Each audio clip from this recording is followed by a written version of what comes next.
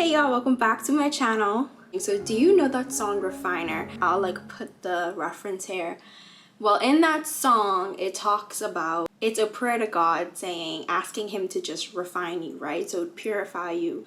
And then there's this beautiful part that says, burn me beautiful, burn me lovely, burn me holy, burn me, no, wait, no, I got that wrong. Okay, burn me beautiful, burn me lovely, burn me righteous, burn me holy.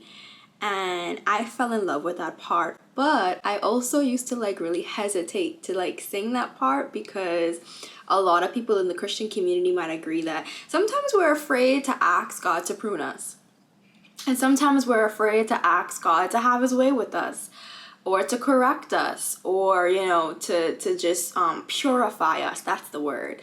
And I think we're scared of that, or at least I can speak for myself. I was scared of that because I didn't know what God was going to do. I didn't know if I was going to have to go through some trials and tribulations that was going to stress me or hurt me or push me to the limit that I either wasn't ready for or didn't want, or both.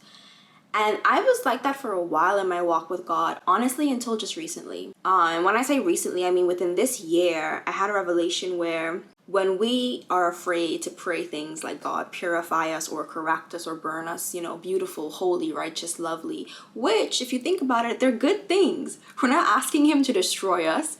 We're not asking him, to beat us down. We're saying that we want the end goal, we want the end result and the end product to be beautiful, to be lovely, to be righteous, to be holy. So these aren't bad things that we're asking God to do, but we're afraid of the process because we're afraid of pain and we're afraid of uncertainty. We're afraid of what's unfamiliar. When we have that mindset, we're basically saying that we don't trust God. We don't trust his all-knowingness in the sense that obviously God being all-knowing and him being a good father, they matter. Those two key characteristics of him matter in this situation. Him being all-knowing means he knows how much you can take. He knows how much you can't take. He knows what's absolutely necessary. He knows what's not necessary. He knows the boundaries, right? And also, him being a good father means that he cares about your well-being. This isn't a correct me because you hate me. No, the Bible says he corrects those whom he loves. So I found myself writing in my journal and saying, God, even your pruning is trustworthy. Even your correction is trustworthy. And I do trust you with myself. So I saw a kind of hypocrisy in my lifestyle where my actions weren't reflecting that trust. The Bible says, work out your salvation, right? I wasn't living out my salvation. I wasn't living out what is something that I truly do believe.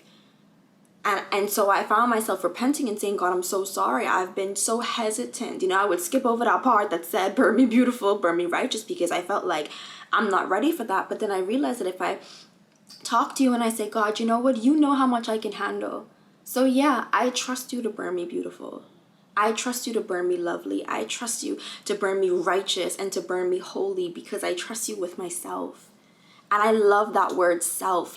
We are a soul with a body, right? So this stuff here, this will go one day. But with your soul, do you trust God with you, with that inner you, with the real you? And then this is the second thing that hit me, right? We trust God for things that we want or things that we want to work out for us, like scholarship opportunities, job opportunities, salary increase, promotion, a car, a house, whatever, a spouse.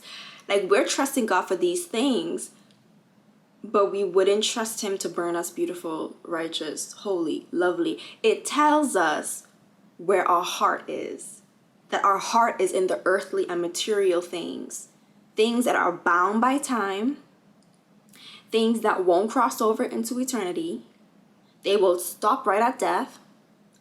But if we shift and we say, why don't I want to pray, burn me beautiful, burn me holy, burn me righteous, burn me lovely? I had to be honest with myself because I asked this to myself as well and say, it's because, Jazz, you're more concerned, right, with the things that you want in this life as opposed to God's kingdom and his righteousness, which in the Bible it says, seek ye first his kingdom and his righteousness, and all these things shall be added unto you. I have 1,000,001 testimonies of when I just, keep my head down and just make sure that I am seeking God, seeking his kingdom, seeking his righteousness, where I have jobs and scholarships and the most without ever having to put my hand out for it, without ever having to reach out for, without ever putting in no application. I didn't seek nothing. People sought me. Because when you are, the Bible says that God exalts the humble. When you are so fixed on him, that's like the perfect place to be, y'all. Because when he sees that, he's like, perfect. You're in the right space mentally. You're in the right frame of mind. You're in the right frame, spiritually. Now I can deposit the things that I wanted to always put in you and in your life. But I needed the vessel to be trustworthy. I needed to know that you had the right frame of mind and the right focus and the right priorities when I gave you this. And when I put this person in your life, and when I opened that door for you. It's not that it wasn't my plan for you. It's not that it's not my intention for you. But I need you to get yourself together. I need you to meet me here. And so that leads me to my third revelation, where I used to pray prayers like, like when we are faced with an opportunity or like a decision to make, is I find myself in that mode right now of like decision making, right? Life step decision making. Because every time like my nerves or my anxieties or like my doubts or like, oh my gosh, what am I gonna do? What decision should I make? When all those stuff like come up in my mind, I like exhale it out through prayer. So I just found myself saying, God, you know what? Like, if you don't want that for me, either in the way that I'm planning, it, or in the way that I expect it to happen, I said, it's okay, God. And y'all, there was so much freedom that hit me when I said, it's okay, God. Because it reminded me of a few years back, whenever there was something I wanted, but I wasn't sure if it's what God had for me, whether it was like a relationship or like same thing, like opportunities or whatever. I would be praying and I would be like, it's okay, God, if you don't want it for me, then it's fine. But I didn't really mean that. Like in my mind, I was like, but please, please let it be done. And I remember yesterday, I was walking in my room and I was stressed again about it, but I said out loud, because I talk to myself sometimes, and I was like, God, you gave me Korea. Like, I trust you with my desires because you go above and beyond on them. Like, when you just say when you can tell someone like, you're good for it. That's how I feel about God. I'm like, you know what, God? Yeah, if the cost, if the price is to trust you in uncertainty, I'm good.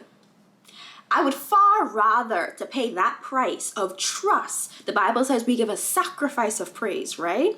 I would far rather give a sacrifice of praise while I wait and while I sit with God and, live my everyday life in expectation of whatever he has planned for me, keep it that open-minded, and then get what he has planned for me, as opposed to try doing things on my own and I'm left confused in a place where I should have never been because I don't know what's the best thing for me, and basically living the life I'm not supposed to be living. I say that to say, when you're in a mode of expectation or decision making, right, and it's critical, time is ticking, you don't know what to do, pray about that. And I mean consistently. I don't mean just every day. I mean throughout the day. Because you and I both know that those thoughts and those anxieties and those doubts, they don't just come when you wake up. They don't just come when you go back to bed. They're through the day. They're when you're brushing your teeth, when you're in the shower, when you're driving, when you're on the train, when you're in a plane, when you're on social media thinking about where you want to be and how it's not there yet. So throughout the day, you got to exhale those things through prayer. And you got to say, God, it's okay. But you have to mean it. And there was once upon a time in my life where I didn't mean it. But I think I've been through things where it caused me, the situations I've been in have caused me to sit with myself.